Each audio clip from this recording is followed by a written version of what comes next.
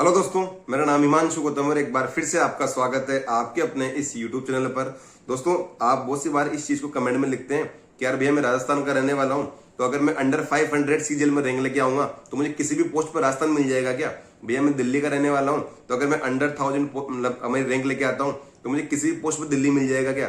भाई सीजीएल में इस चीज का पता लगाना वाकई में बहुत ज्यादा मुश्किल है। ठीक है, होता क्या है ना कि जब आपका मेंस होगा उसके बाद आपका पोस्ट प्रेफरेंस फॉर्म आएगा, उसको आप देखेंगे ना तो 35-40 अलग अलग तरीके के डिपार्टमेंट होते हैं। ठीक है, उनमें भी अलग अलग तरीके की पोस्ट होती है। जैसे इनकम टैक्स वाला डिपार्टमेंट है सीबीडीटी, उसमें इनकम टैक्स इंस्पेक्टर भी होते हैं और टीए भी होते हैं। सीबीआईसी डिपार्टमेंट है आपका, इसमें जीएसटी इंस्पेक्टर भी होते हैं और टीए भी होते हैं। ठीक है, और फिर भी UR, OBC, SC, ST, EWS अलग अलग तरीके की पोस्ट होती है। ठीक है, तो इस चीज का भाई साहब आइडिया लग ही नहीं पाता कि आपको किस पोस्ट पे, किस रैंक पे कौन सी पोस्ट कहां मिल सकती है। एक तो आपकी रैंक, फिर आपकी पोस्ट, फिर आपकी लोकेशन। ठीक है, इन तीनों चीजों का एक लाइन से आइडिया लगाना बहुत ज्यादा मुश्किल होता है। एक रैंक का तो आइडिया आपको लग जाता है। ठीक है, प्लस माइनस 100-200 में आपको आपकी रैंक का आइडिया लग जाता है कि यार इसके आसपास मेरी रैंक आएगी। ठीक है, पर उस रैंक पे जो आप पोस्ट चुनोगे और उसमें फिर लोकेशन कहां मिलेगी, बहुत मुश्किल होता है आइडिया लगना भाई साहब। तो ये बहुत सारे अलग अलग फैक्टर होते हैं और पता है रैंक का आइडिया लगना मुश्किल होता है। इसी वजह से इसी चीज आपने बहुत सी बार जब भी सीजन का रिजल्ट आता है ना तो इस चीज को आप देखते होंगे कि बहुत सारे लोग ऐसे होते हैं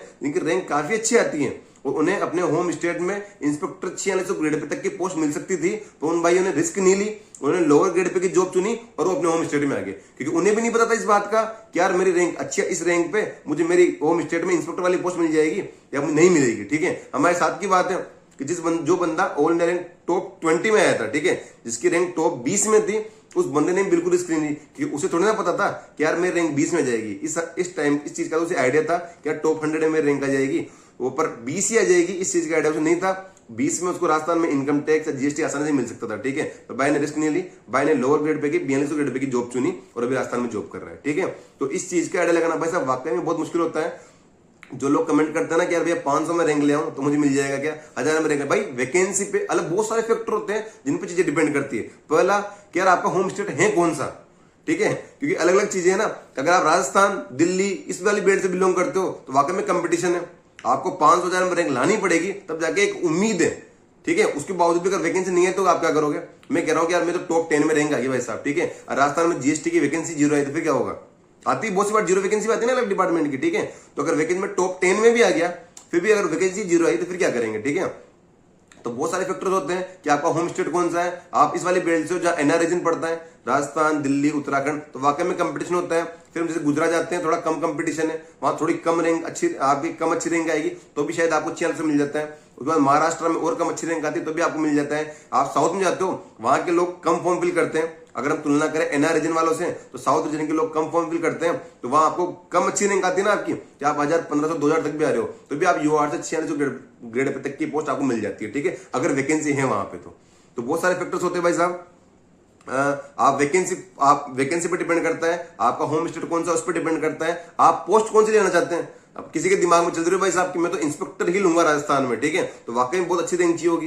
कोई बोले नहीं यार मैं पोस्ट से समझौता कर लूंगा, मुझे टीए लेना है, तो उसके लिए अगर आप 1000 तक भी ला रहे हो और वैकेंसी है तो आपका काम हो जाता है। हमारा मेन टारगेट है वैसा पढ़ाई करना। ठीक है, हमको पूरी ताकत से 320, अगर आप यूआर कैटेगरी से हो, 320, 330 तक स्कोर करना है। उसके बाद मुझे नहीं लगता कि मतलब अगर सिंगल शिफ्ट वाला एग्जाम होता है और पास ट्रेंड जो चल रहे हैं, ठीक है, तो अगर आप 320, 330 कुछ अच्छा स्कोर लेके आते हो ना, उसके बाद की बात है, फिर जो होगा वो बेस्ट ही होगा, सीधी सी बात है। ठीक है, फिर जो होगा हमारे साथ, हमारा आज के टाइम पे हम लोग क्या कर सकते हैं इस चीज को लेके कि पढ़ सकते हैं, कि पढ़ते रहो, मेहनत करते रहो, और उसके बाद जब हमारा एग्जाम हो जाएगा, हमारी आंसर की आ जाएगी, तब हम पूरा ध्यान, पूरा दिमाग इस ओर डाइवर्ट कर देंगे। अब इसको कैसे मैनेज करें, क्या मैं पोस्ट से समझौता करूं या एक बार रिस्क ले लूं। ठीक है, लोग रिस्क लेते हैं, बहुत सारे लोग रिस्क लेते हैं, उन्हें होम स्टेट नहीं मिलता, फिर वो बाद में मतलब एग्जाम देते रहते हैं, 1 अटेम्प्ट, 2 अटेम्प्ट, 3 अटेम्प्ट, फिर अगले वाले एग्जाम उन्हें जॉब के साथ देने पड़ते हैं और वाकई बहुत सारी परेशानी आ जाती है। ठीक है, तो तैयारी करते रहो अच्छे से, मॉक लगाते रहो, मॉक अच्छे होते हैं, डेली का 1 मॉक आपको लगाना ही है, पर उसके अलावा सेक्शनल क्विज होते हैं, वो बहुत ज्यादा इंपॉर्टेंट होते हैं।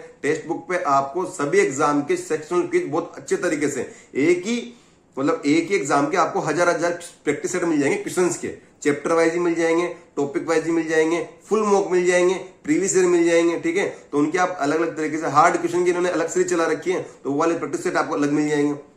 टेक्स्ट बुक्स पे मिलते रहते हैं, इनके आप क्वेश्चन प्रैक्टिस करते रहो, क्योंकि यही चीज हमारे पास है जो हम कर सकते हैं आज के टाइम पे। तो उसके बाद ऐड लग जाएगा। अगर आपके पास टेक्स्ट बुक नहीं है तो HMU10 कूपन कोड लगा के आप टेक्स्ट बुक परचेज कर सकते हो। 395 का भी पास आ रहा है, ठीक है।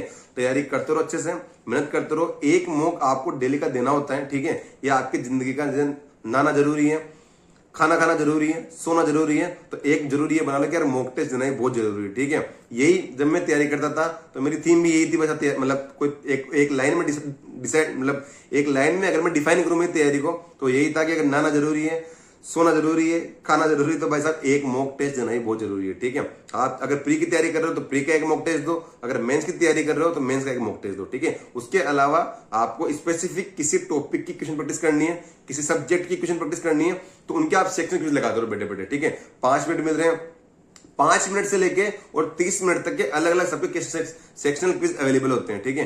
5 मिनट आपके पास है तो 5 मिनट वाला लगा लो, 10 मिनट है आपके पास तो 10 मिनट वाला सेक्शन क्विज लगा लो, अगर 20 मिनट है तो 20 मिनट वाला लगा लो।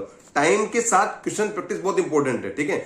बुक से भी करते हो तो अच्छी बात है, वो करते रहो, ठीक है, पर टाइम चलता रहे। मेन खेल तो टाइम का होता है ना, टाइम चल रहा है, बकायदा घड़ी चल रही है, टिक टिक घड़ी चल रही है और आप उसमें लगे पड़े हो, ठीक है। वो बहुत इंपॉर्टेंट चीज होती है, उससे काफी अच्छा फ्लो बनता है, उससे काफी अच्छी प्रैक्टिस होती है, ठीक है। तो गुड लक आप सभी को, अच्छी मेहनत करो।